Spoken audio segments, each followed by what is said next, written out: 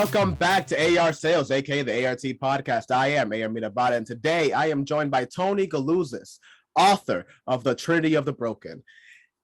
History teacher. I mean, there are so many things to get ready and on for this episode. I am honestly a little nervous. I actually just, for the first time ever, I had to re-record the episode. I've never once done this ever in my entire life, folks.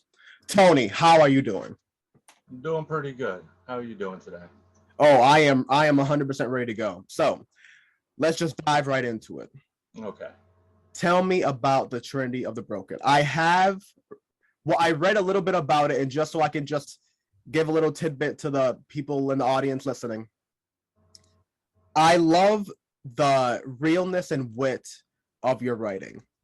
From the very first paragraph in chapter 1, you have a little joke that, like, you know, in contrast to all the XYZ that's going on, all the danger and all the, you know, all the chaos that's happening, the person says that the one thing they can still benefit is they can check off white Latino on any form that they get. I love that joke. And then because the worst offense you can have is DWC, driving while colored. I mean, you know, just that type of back and forth between a realness and the honest drama of a situation, the comedy. I think it goes back to like the Greek definition of plays, honestly, where there is no separation of drama and comedy. It's just like an amalgamous storytelling. Well, real life is, you know, constantly a back and forth between something serious and something funny. You know, I mean, darker your humor, the more that's going to happen on your day-to-day basis. And, you know, that's definitely where Dante lives on this, you know, horrible surrounding world that he's, you know, neck deep in, and just his view of seeing things, you know, in a humorous way, you know, just the irony of the world around him going through. Now, the name Dante, did you draw inspiration from Dante's Inferno? It was one of the things that kind of popped up in there. Originally, his name was Antonio. And I didn't want people to think that he was modeled after me, because he's not. And so I ended up going back through and thinking of, you know, what would be a different name. And, you know, one of the aspects about his character is that's not his real name.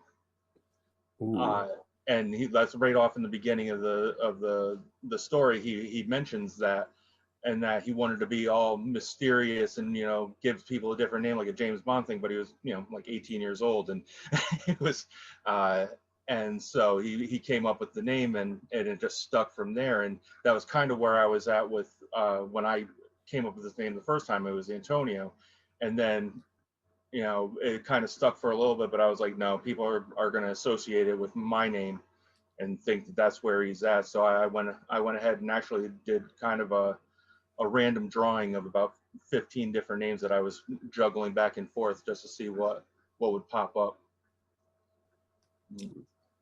Now, so for the people that are unaware, what is the general plot of the Trinity of the Broken? We've already been introduced to Dante. Well, the pen name, the artist known as Dante, right? Yeah. So where does it go from there? What are the trials and tribulations that the character goes through, if any? You already give the kind of like the broad sense of like the angel and devil type of perception of the world as he goes through it, but what is the world that you're creating? So the story itself is an urban fantasy. So magic is real, monsters are real, they live in today's society and in among us. And Dante is a member of a motorcycle gang called the Tacoma Vipers. And they are a blending of magic and empowered beings, or dimensional people that don't necessarily have powers, but they're aware of the magic world around them because of where they came through. And much like anybody who would join a gang, they're a collection of people who have issues with authority, that are looking for a solid group of people that they can consider their own family, of, you know, and have that relationship with. So he's not a good guy. He is a bad guy. He is a criminal. They're illegal arms dealers. But while doing that, they also have to maintain a level of low key. What's the word I'm looking for? Not be open with their powers and abilities and stuff, because there is a magical authority that keeps that in check, to keep people, the general public, from finding out about magic and monsters being real. Because every time that humanity finds out about it, there are crusades, inquisitions, people being burned at the stake. And so they've just kind of decided that you can do whatever you want, but don't get caught. And then that's kind of the general concept of the magic authority on that, which right off in the beginning, he had broken that rule, which puts him in trouble with the authorities right at the start of the whole thing. So the story itself is Dante is using his powers publicly. His gang gets attacked in a supernatural way, in a pretty big deal way. And his punishment is to investigate that particular incident with his gang, because they don't necessarily want to deal with it, because they're criminals and they don't want to waste resources on them. But it's something that needs to be looked into, because you can't have somebody going around and doing public things using magic and stuff like that. So what ends up going on is that he starts investigating it and gets the attention of a real monster, and a that begins to hunt him and affect his gang, and comes after him, which escalates more and more until we get to the the climatic scenes later on in the story. But yeah, that's a very broad sense of the of the story going through. There's quite a few things that kind of go on underneath. Uh, the opening chapter is when he used his powers publicly, he had kidnapped somebody in a public park, and clearly this person is somebody from his past, and he's dealing emotionally with what he's going to do to this person, because he's, whatever it is, it was bad enough that he was willing to publicly attack him and take him prisoner, and have him tied up in his living room now, wondering what to do among everything else. So it's a pretty involved story that goes through. My God. Well, the main thing that immediately comes to my mind is time frame. What year is it taking place? I know that the setting, where the story starts, is Tacoma, Washington, correct? Yeah.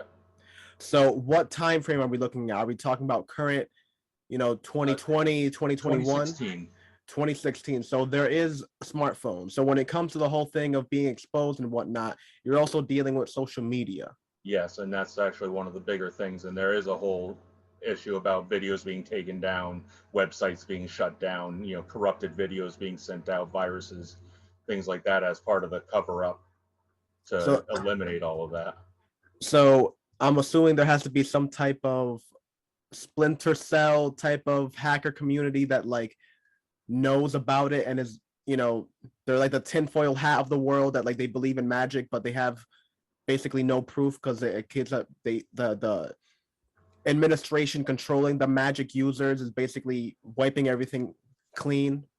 Well, I mean, it kind of plays off of our real world. Like you go on some subreddits and stuff like that, and you have people talking about all the things that the government's hiding from us, all the reality, people with their, between their ghost stories, the missing people, the unsolved crimes, the sheer number of buildings that blow up from gas leaks, all of these kind of things are in my universe actually most likely supernaturally related and being used as a cover-up. Very cool. Now, and I'm sure that the background and history that you have plays a major factor into this. You talked about the Crusades and all these events. Without getting into spoilers, how did you meld those ideas together? Because if I can be honest, it's one of my favorite aspects of, for example, the Percy Jackson series, Yeah. when they would tie in historical events with these magical events and make it seem like, oh, that was just a cover up. That actually didn't happen. That was actually a dinosaur that came to life and attacked the Washington Monument, and that's why Lincoln looks left instead of right. I don't know. You get what I'm saying? Like those little things like that are always what made me really think about a story after the fact.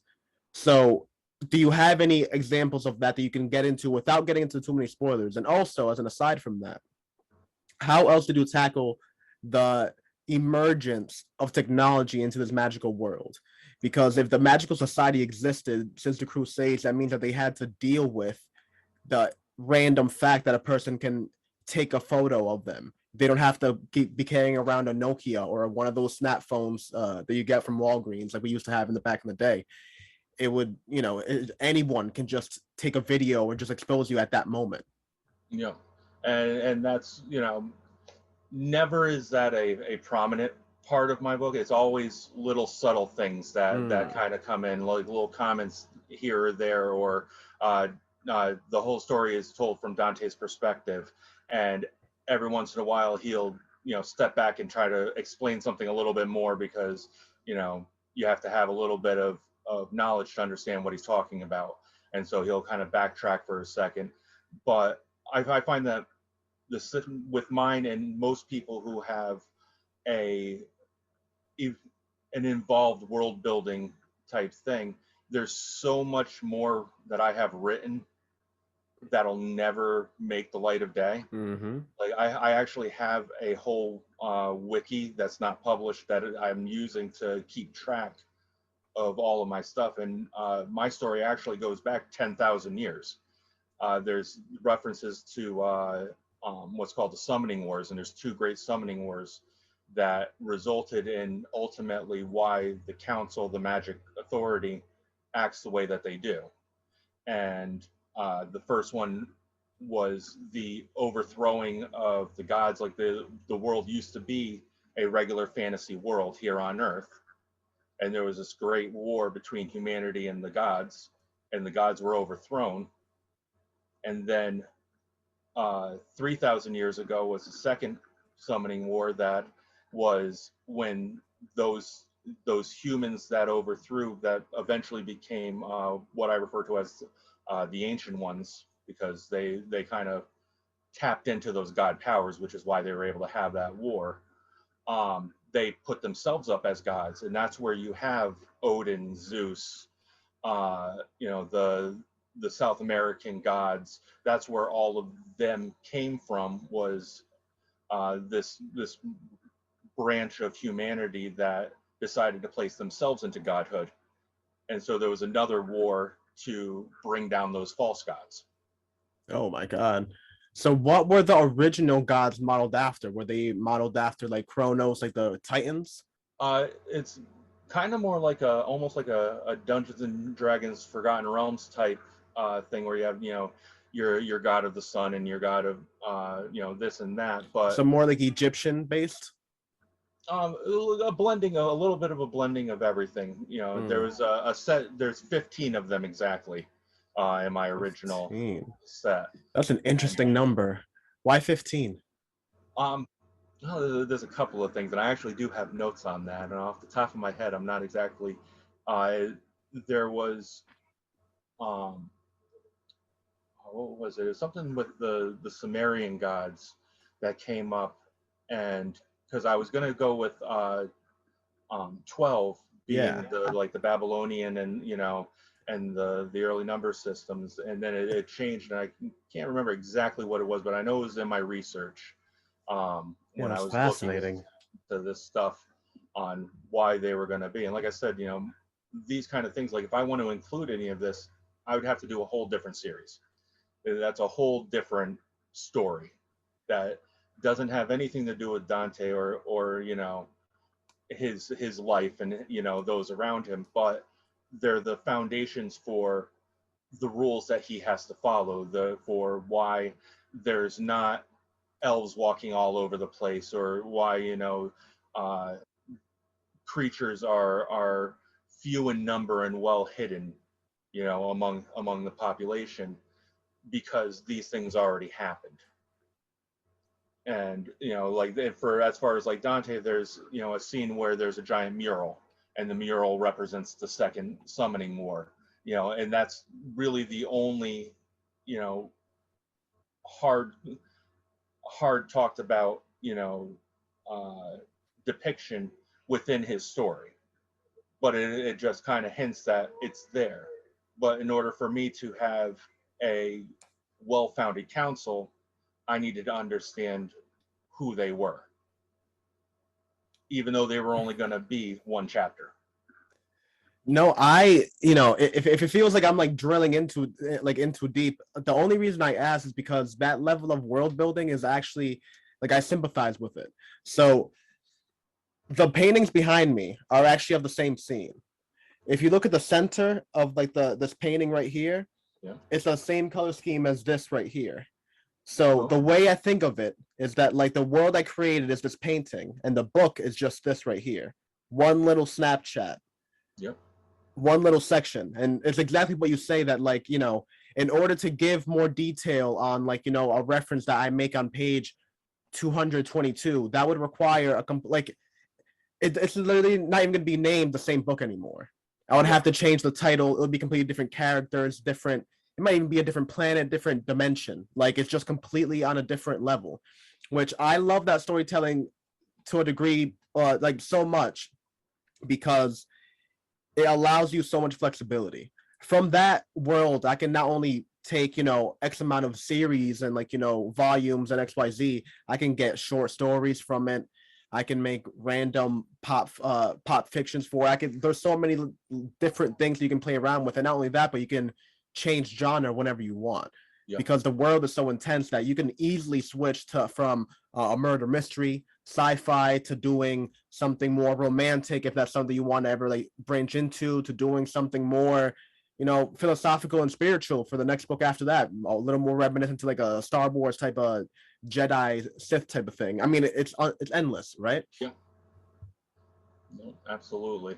And I even have a bunch of short stories and stuff that were, before I came up with Dante's story, he was part of just a series of short stories that I was writing, that it was kind of while I was putting together this world and what it can do, and what's allowed and what's not allowed, and what the limitations would be and what they aren't, and what elements of known real life fiction and horror and stuff like that would I want to include in my own, like, well, what makes sense and what doesn't make sense. And so and right down to, even like you said, philosophy, I have two stories where the only thing is a discussion between two individuals about the nature of ether. Ether is the source of magic, and like there's an entire I have to say, like almost 20 pages worth of material now just on a discussion of, is ether a living embodiment on its own, or is it just a power source that can be tapped into, between two intellectuals having this discussion. And the really is, the more involved the world building is, the more you can do with it. That's the great thing about world building, as somebody who just has an active imagination and likes role playing and tabletop games, stuff like that, and video games and all these other things, that that's what I've always liked, is being able to pick up and move into a different aspect of that same world where rules apply.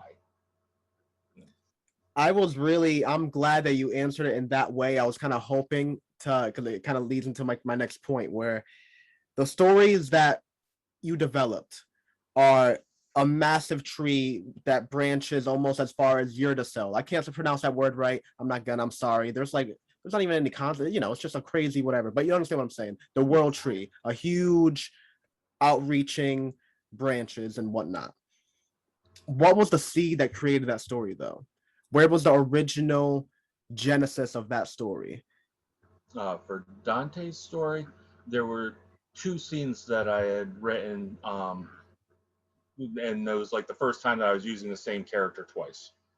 And it was the opening scene, the kidnapping scene, there in his room. So chapter one there, and later on there is a fight scene with some monsters and the basically the SWAT team of the magical world with Dante there as well. And when I had those two there, I was like, oh, that would be a great as like maybe a novella. I was like, where would I go? How do I go from here over to here now? Like, how do I go from I kidnapped somebody to I'm working with the cops? And that's uh, that's kind of where it went. And like at that point, he wasn't a gang member at that time. He definitely wasn't a hero still. Like he was never. I went into it wanting to make an anti-hero. Mm.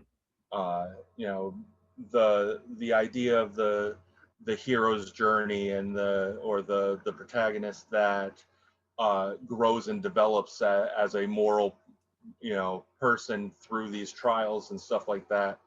Uh, to me, it's a good way of storytelling. Some of my favorite, stories of all time are like that, but it's overdone and it's not always realistic. Some people do things for themselves. Some things do them for just them and what benefits them, and they're not really concerned with the world at large. And so he's a very real person in that sense of he is selfish in his own ways, you know, and you can be selfish about the world and still be caring about your family and your friends and stuff like that. And so I wanted to get that type of character and tell a story of what they would do, and then try to put it in a way that everybody wouldn't hate him.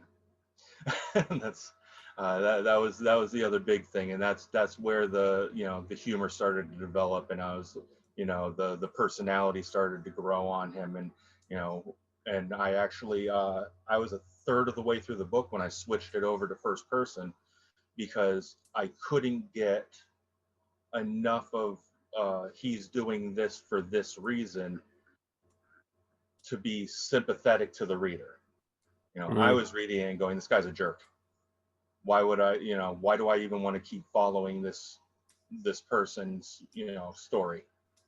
And by putting it in the first person and getting into his mind and getting to see the world through his lens and his spectrum on things, it made him more relatable and humanized him to be a character that could follow. And so we, by doing that, I was able to finally make that connection of uh, I kidnapped somebody in public to I'm working with the authorities to stop a greater threat.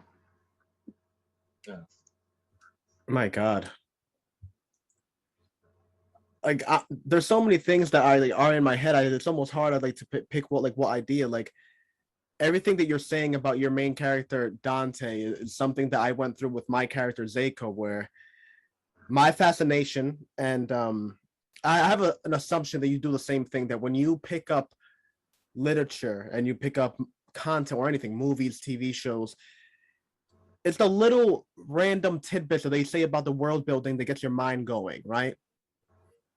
Like Absolutely.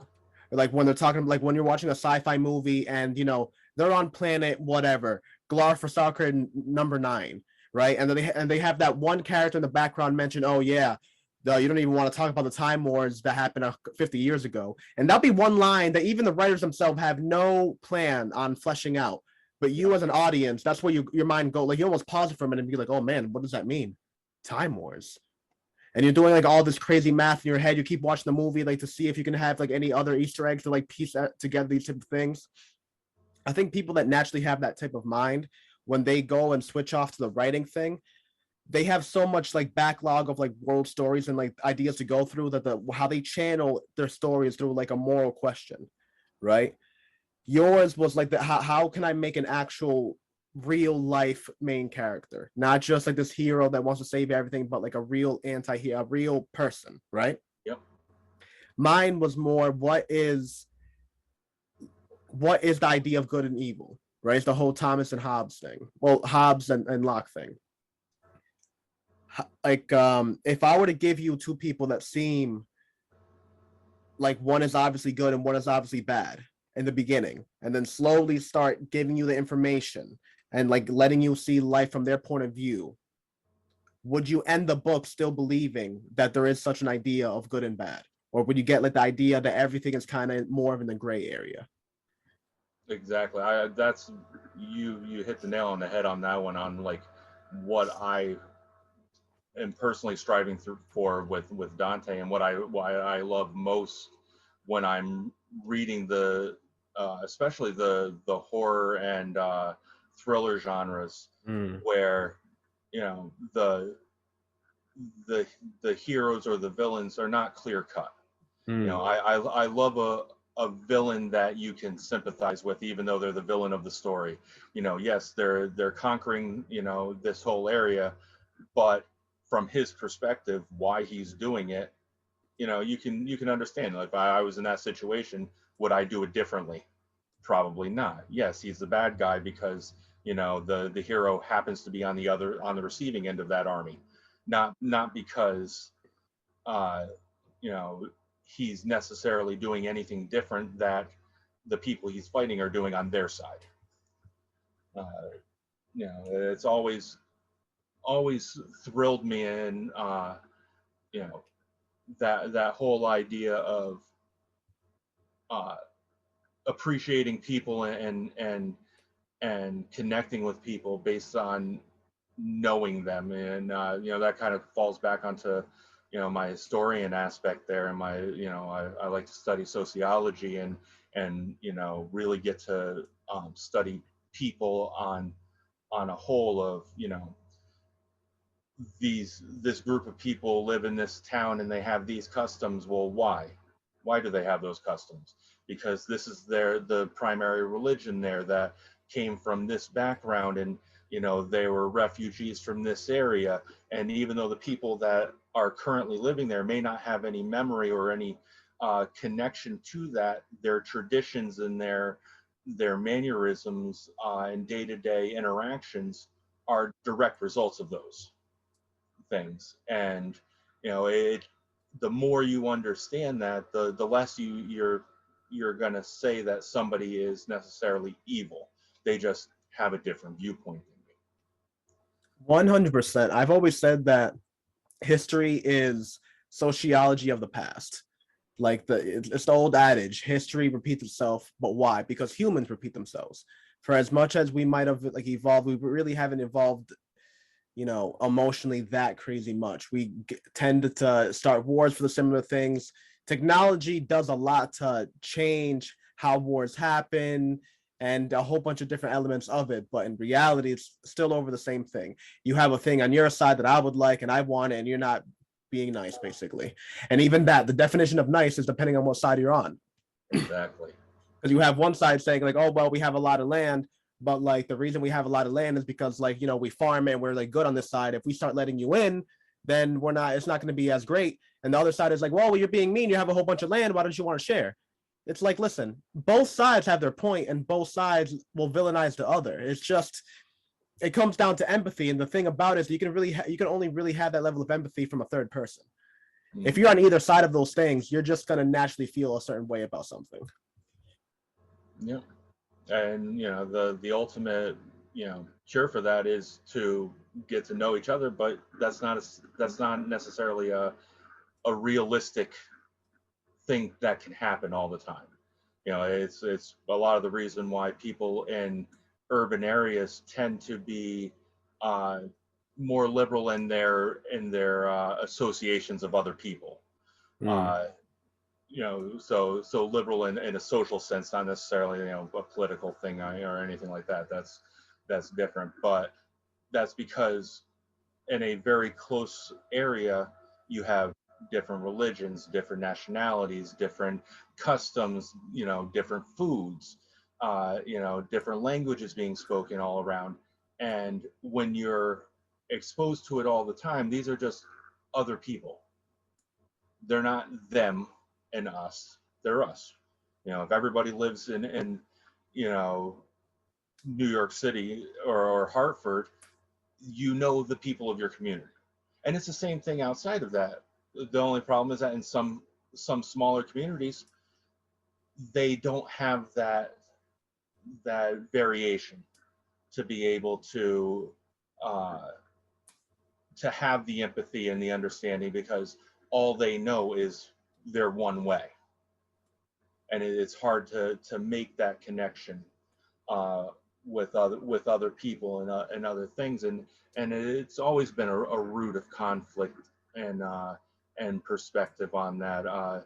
Just recently, I was having a discussion. Somebody was it was actually a discussion on this exact topic. Now that I'm thinking about it, was about the one side being evil and one side being good, and I had brought up the idea of, well, what if the people that are evil are actually just the conquered people that are the same as the good, only once the adults were removed and their education was changed, now they're zealots looking to defend their homeland and their new gods and but they're trained that the greatest way to do that is to willingly give your life for this cause, and that's the only way that you're going to reap your eternal rewards and stuff like that.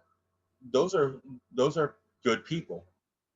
They believe that they are doing the just thing, that they are fighting the evil of the world, and that from their perspective, what they're doing is beyond noble. But from the other side of that, from those that have the, as he called them, the free lands, those are evil people who do evil things because they kill and they destroy and they conquer, and that's all that they do, and that's everything that their whole life is about. So, but that's not the case. And I love looking at things through those lenses. I do it in my research when I look at the colonizers, and they talk about the savages, coming in and or the old like Mayan settlements and empire and their religion and stuff like that, and they for Western history for so long, for hundreds of years, they were savages and just barely above humans until the Europeans came and civilized them. But the perspective is different. From their perspective, the Europeans were conquering monsters that brought all types of terrible magic and and plague and stuff like that couldn't be explained to them. Cannons, with dragons, basically, like just things of metal just firing fire at them like crazy. And it was either evolve and adapt or die, and that was how it went. And, just like any history or anything, the winner gets to write what happened. Yeah. That's like it's always fascinated me that the origin of black magic, of like that level of like witchcraft and like sorcery, comes from around the era of the Caribbean colonization and the start of the slave trade / sugar trade between Louisiana and Dominican Republic / Haiti. Like, oh yeah, the voodoo. Yeah, the voodoo. Yeah. Like just the fact that something so, I don't think anybody can really like assign voodoo and be like, hey, voodoo's not too bad, hey, okay, it gets a bad rap, all right. I think it's like almost like it's literally called black magic. But even that, if you really think about the origin of it, even that makes sense. Like imagine 1 year everything is completely fine, you have no idea, and then next year you're just enslaved for no reason. All your lands are being butchered, and your children are being slaughtered in front of you for no reason other than, well, we want this. And like especially with voodoo was evolution of African, nature spiritualism, Mm-hmm. and Christianity. Like it was, you know, those that are being forced to learn a new faith, but still in the back rooms being taught what their families, you know, worship, what their families' customs were, but in secret. And it just evolved slowly into it. And, you know, black magic, or more accurately, like they refer to kind of more as a death magic, Mm. and a lot of African spiritualistic faiths and beliefs, death isn't an evil thing. Death isn't something to necessarily be feared, because it's a part of life. It's a natural order. Mm. You can't have life without death. They have to have both aspects to it, and to use one aspect or another doesn't necessarily make it evil. The it's the perspective of the user and what their intent is and what you want to do with it. But there are plenty of people in Louisiana and Haiti. I have a coworker of mine. She's from Haiti, and she doesn't practice voodoo, but she has family members and stuff that are um, spiritualists that use voodoo ritual and custom in their daily lives and stuff like that. And it's not meant to be something to curse or harm somebody. It's a way of looking at the world, and a way of balancing life and death together. Mm. I got it's fascinating. Now, how do you treat all these elements, all the things that we've talked about as far as history repeating itself, all the elements, the emotional things, and all the logical things of the anti-hero, the good versus bad, the gray areas in between? How do you put these together into your writing? Sarcasm and humor. Now That's that is, there is no better glue. that's it really does come down to uh, being able to look at something serious and then make a stupid joke about it. Yes. And not allow for the reader or the character to become overwhelmed with what's happening or what's going on, to keep it centered in the here and now and the reality of it. Because yes, all of these things are happening around it, and all of these elements are taking play in it, but you don't have any control over that. You don't have any, there's no point in worrying about all of these things. That's for the writer to worry about. That's on that kind of balance. For the storytelling aspect of it, you want to give the events as you would going to the grocery store. There's a whole world of events that affect the way that you drive, the things available in your store, the all these, the laws and regulations, and everything else, and none of that matters really in the story of what I did when I went to the grocery store. It Mm. exists and it's there, but that's not what you're going to tell in the story when you're giving it. When somebody says, "Hey, what did you buy at Walmart the other day?" you know you're not gonna There's no reason to go into all of those details. Some of it is just understood. And so my methodology in writing all of that is more to be able to understand why somebody reacts the way they do, why they would make the comment that they did, why they are standing their ground instead of running, or running instead of standing their ground. You know, and again, like I said, those are problems for the writer, not for the reader. And so, you know, when I'm presenting the story, I present it as if I'm literally walking through it, and I'm just concerned with what do I see, what am I feeling, what am I, you know, it's like an acting or a role playing, you know, situation, and I don't concern myself with all of this world building that I did for the month beforehand. Mm. Now, do you have a favorite scene going off of that? I have a couple of favorite scenes. There is, well, okay, so there's one favorite kind of non-violent scene, and then there's my favorite fight scene. So my favorite interaction scene, there's two. There's one where he's with his best friend, and they're both in the club, and things are kind of going wrong around them, but they're in a lull period where they kind of have to wait for reinforcements to come, and nothing worse has happened yet. So they're able to interact as friends, and you know they're making jokes, and they're poking fun at each other, and they play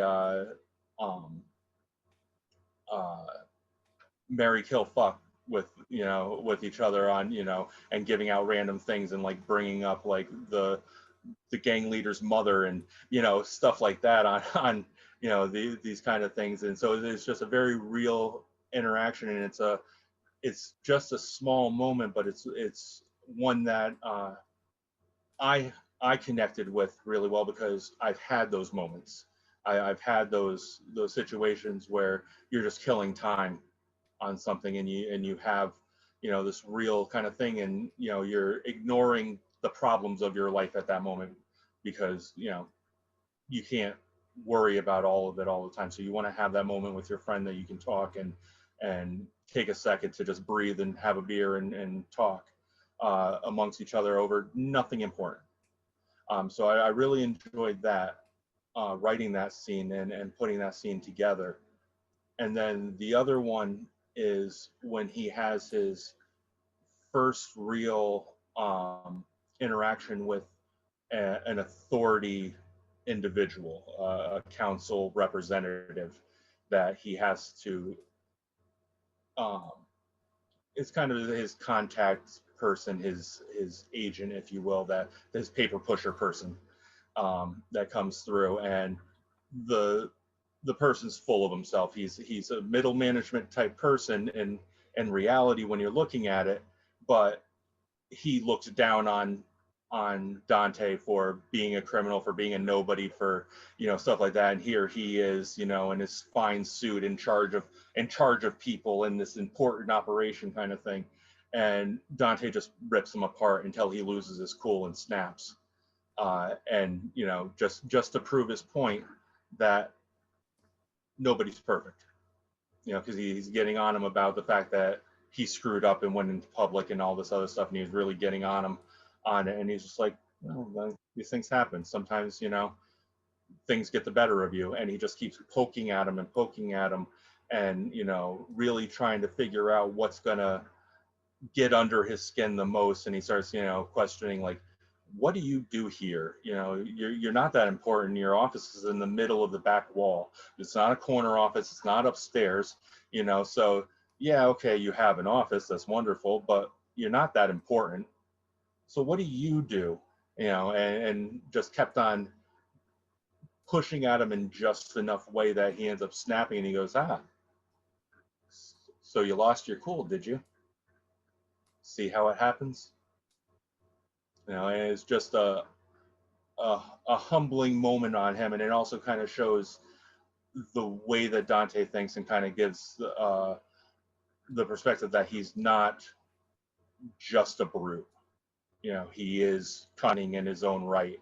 He is he can look at things and apply strategy to them, and it was a really fun scene, and I would work on it, and then I was moving on with the story, and all of a sudden I'd be ooh, or he could say this to him, and then he would do this in reaction to that, and I'd go back and I would tweak the conversation a little bit and stuff, and it was really fun to develop and grow on that part, and again, like getting into who Dante is as a person and understanding like the type of things that he does to make him a likable jerk on that.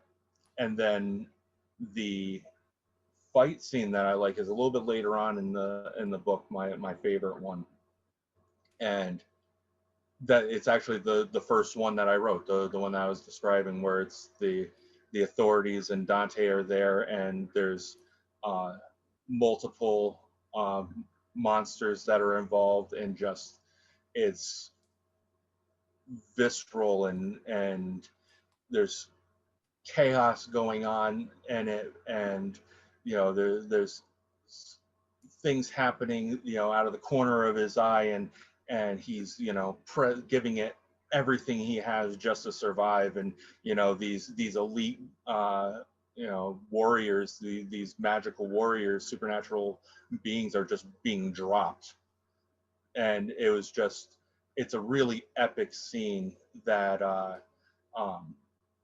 was one of the two foundations that the entire book was built on. And I just still, even after finishing it, and even other things that I've written, I go back and that was just one of the best fight scenes I think I've ever written, for my own happiness, my own, like I would love to see this either done in an anime style, or made into something visual to go along with it, because it would just be so cool. Yeah, like some love, death and robot type of anime short. Yeah, that'd be awesome. My God. No, I mean, just what do you think is the future? How do you think you're going to progress the story? Is it a one-off? Are you going to have sequels? Is the Trinity of the Broken going to be a Trinity? Well, Trinity refers to something specific, and I'm not going to let that one go, because that is one of the trade secret. Gotta kill me if you tell me. You got to develop it's another underlying story that allows me to go on with more stories if I want to. And that was what it was, is I wanted to write this, and the story as it is, it could end. Like, this could be it. If I wanted to, I could say, okay, it's one book, it has a beginning, middle, and an end. Things are resolved, but there's just enough unresolved things that if people actually liked it, which I got enough positive feedback that I've started writing a second book already within it, to go on. And it's, when I was first looking at it, I was thinking that I would make a trilogy, but some of the storyline now that I'm putting together can go much bigger than that, and I'm not 100% sure. Like, I don't want to go.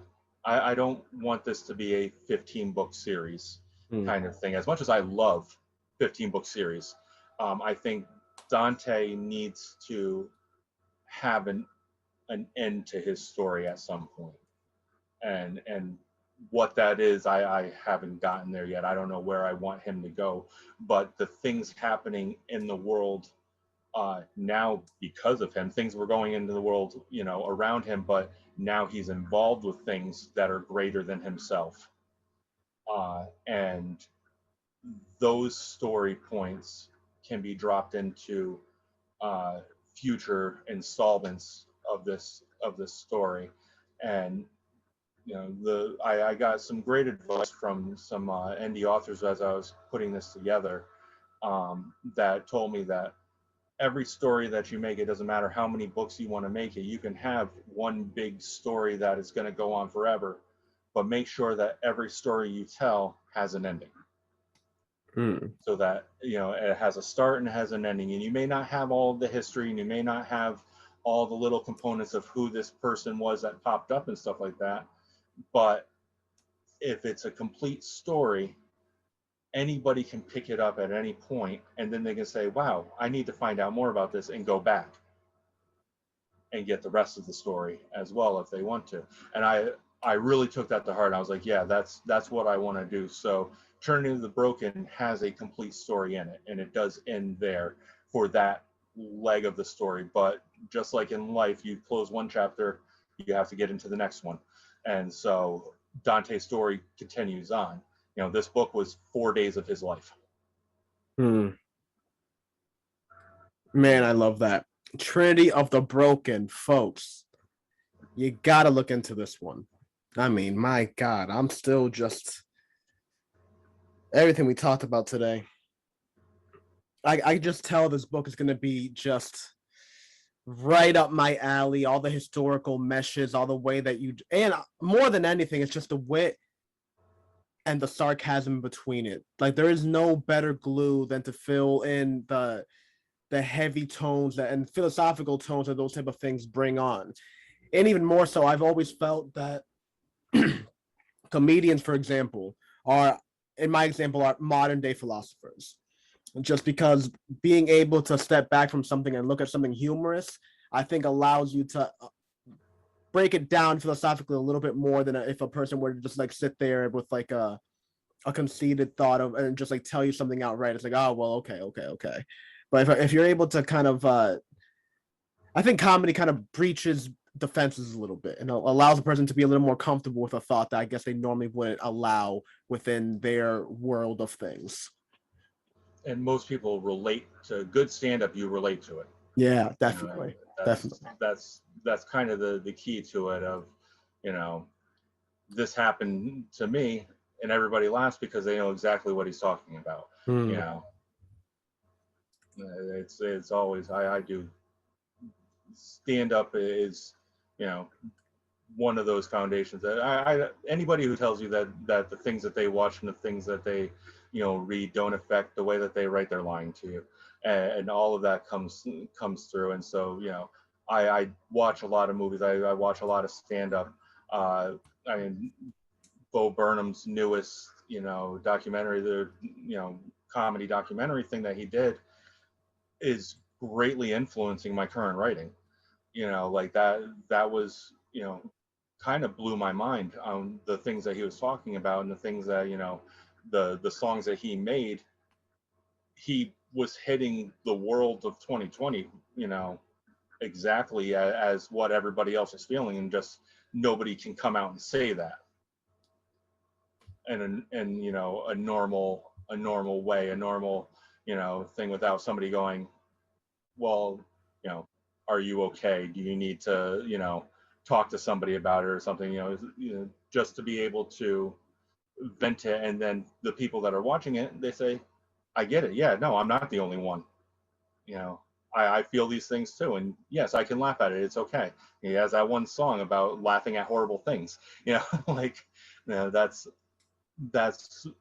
the way that, you know, we should do things. And that those kind of comedians and those kind of stories and stuff have greatly influenced the way that I write and the way that I look at the world day to day. You know, and, you know, sometimes it means that I don't have that conversation with a person, you know, just because I know that I'm probably going to make an inappropriate joke that they may or may not like at this moment, you know, but I'll put it in my book. And it's okay, because, you know, that's a character. Oh God, the things that we can talk about.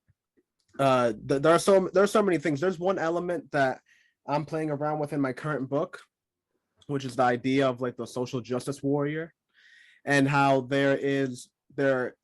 well, everyone in most groups have like a point, but then it gets like inflated because of like, I don't know, just power dynamics. I mean, like the whole thing of power is corrupting. I don't think that's gender biased. Power in anybody's hands is going to start corrupting some minds. So just I'm trying to deal with that, and it's a hard thing to walk on because I'm a guy. If I was a female, I feel like I guess I feel a little more confident in the fact, but just the fact that I'm not, gives me a little trepidation, but it's also the fact that like I know I'm not saying anything wrong or like anything to like offensive in any way. I'm just saying really I'm making more in the light of the idea of the power is corrupting. I'm not saying that there has to do anything with a certain movement or anything else. It's just you give power to anybody. You give power to a penguin, that penguin's going to be an asshole. Yeah. No, absolutely. That is a tough subject to be approaching and going through, especially in a meaningful story way. You know, something that if you're putting it as your focus, that's you're going to step on some toes no matter Oh what. yeah. There are going to be people that will be offended, that'll say, well, you can't write about that because you don't understand, or you know. And I don't think that you necessarily have to experience what it is that you're writing about from the receiving end on it to be empathetic to it, to be able to uh, um, have a discussion about it, or have a character that has a discussion about it. Um, you know, as long as you are not demeaning it, you're not attacking it or something like that. You know, any positive, any positive intention to look at something, or to get other people to look at something going on in the world, only helps it along, because it creates that discussion, it creates that conversation. And you know, like I said in the beginning of this, conversations and getting to know and understand is the key to all of it. You know, it is the key to all of the understanding and all of the conflicts that are going through, and being able to understand what somebody else is going through. And you need to have those stories, and you need to have them in multiple ways. You know, uh, you know, Saturday morning cartoons have changed so much since I was a kid. And you know, before it was just simple moral stories at the end of your episode, you know, one sentence, you know, kind of thing, you know. Apple a day keeps the doctor away. Yep. And you know, Now it's like sharing your emotions and dealing with a friend that has talked about suicide. It's like, well, I thought you yeah, were watching Cartoon Network. yeah, absolutely. I mean, you get, you know, even uh shows that are meant to be tongue in cheek, like Teen Titan Go Oh, and that's stuff another like one. that. Some of their episodes and some of the things that they're discussing, you know, are psychologically so far advanced than what my 10-year-old is watching. You know, but it allows for conversations to happen. It allows for, you know, somebody to say, you know, to relate to what they're talking about, and because they saw it on TV, because it was on the show, because it was in the song that they were listening to, they feel comfortable enough to talk about it with somebody else.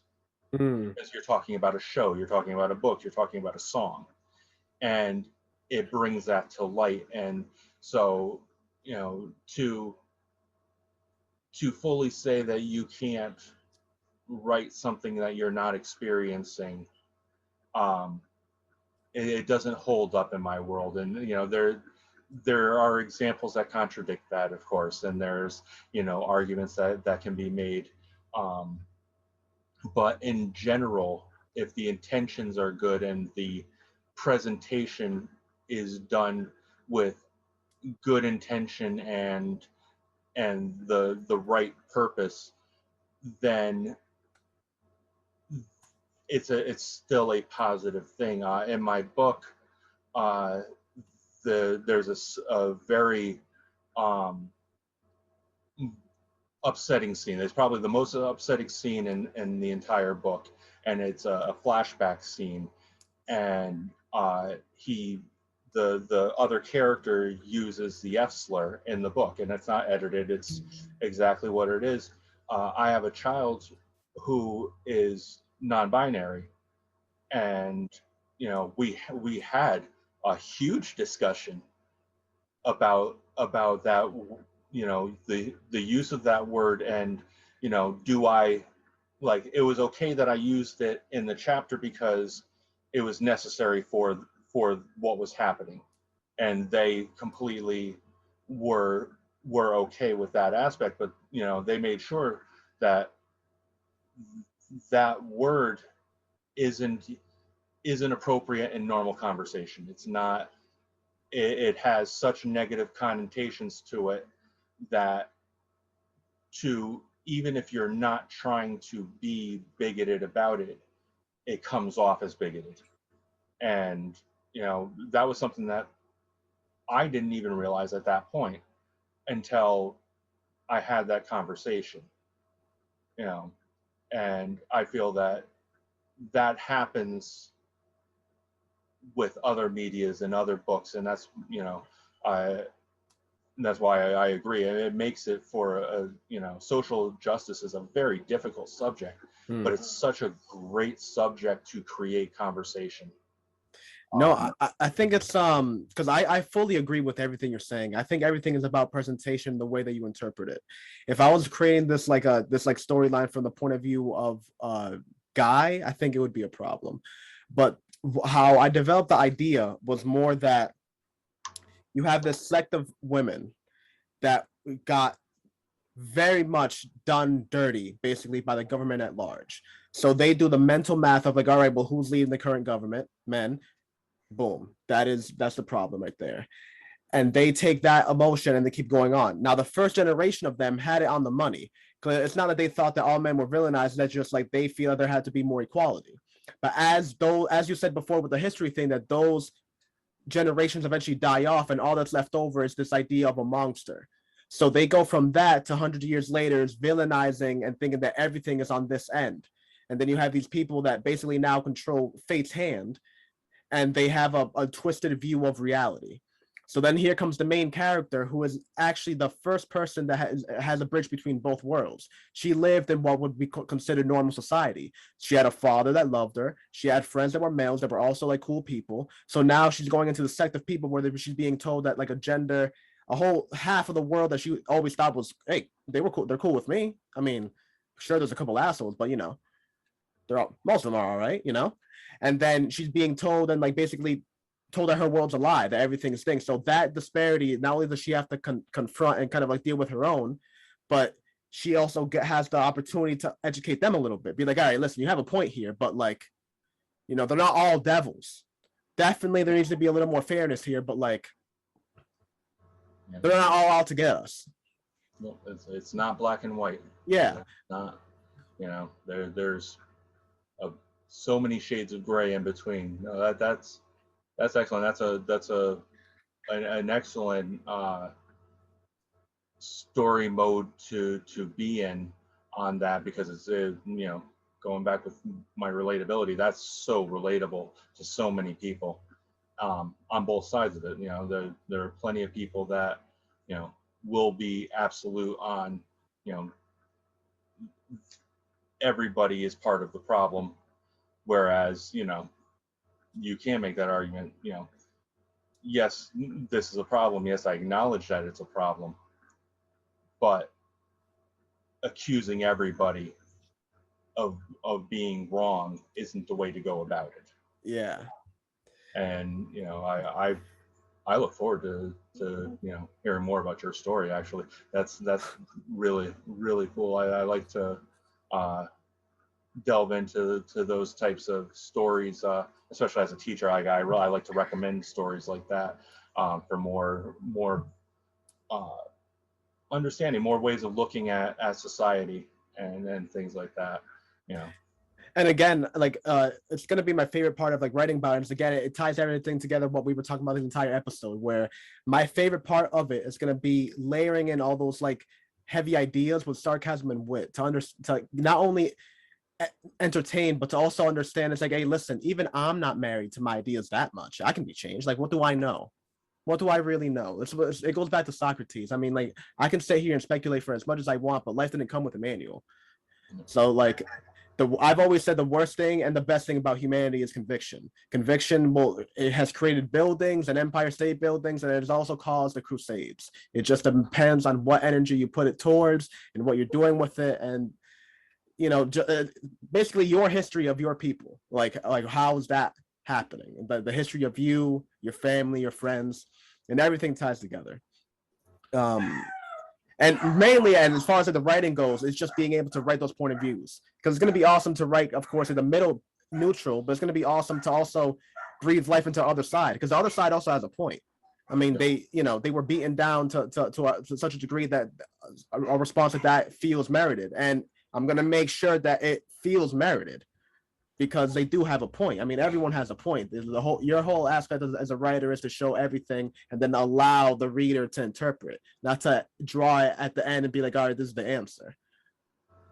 That's awesome. Yeah, no, absolutely. I like that a lot. Especially the, you know, presenting, you know, the other side, even as, you know, as we said, as the opposing view, but, you know, letting them understand why they feel as they do, letting them know, you know, understand what their convictions are and why they're standing their ground as they are, and, you know, being able to empathize with them, you know, that's going to be the key. I imagine that'll be the key to be able to empathize for both sides on how they're going to resolve their differences, you know, in there, and what, you know, the adventure will be how they get through that. Yeah, no, and the reason I bring all this up is because I feel like we're kin as far as like the plot development. I just feel there's so many similarities that I draw in between your books. So any level of excitement you have towards my book, trust it is threefold towards your book. Trinity of the Broken. People, I cannot boast about this more. I mean, Jesus. Everything that we've talked about, like you actually said like a great quote that, you know, if anyone has any misinterpretation that everything that you consume doesn't affect what you create, you're insane. They are 100% parallel. So everything that we've talked about, I know, are things that just get channeled like a funnel right into every line, into your characters, into the way you treat your plot development. The simple, just conflict and resolution thing. It's not just a book, you know, the end chapter to end chapter, but it's a chapter to chapter thing that you need to have the person constantly going a hamster wheel of thing, and just the way that you blend all that with sarcasm and way. I mean, that's the wave to me. That is the wave. Thank you. Thank you. So again, just so to wrap everything up, give you know, a final statement. Tell people, you know, I've, you know, buy the book, but what is your little synopsis, last statement that you want to say, and also where can people find you? Social media, website, Amazon page, so people can follow you and have notifications for where your latest books are dropping, your latest works, and your short stories, if you have any publicly available. Please, just whatever it is that you have to promote. Uh, yeah, okay. So let's start with my social media there.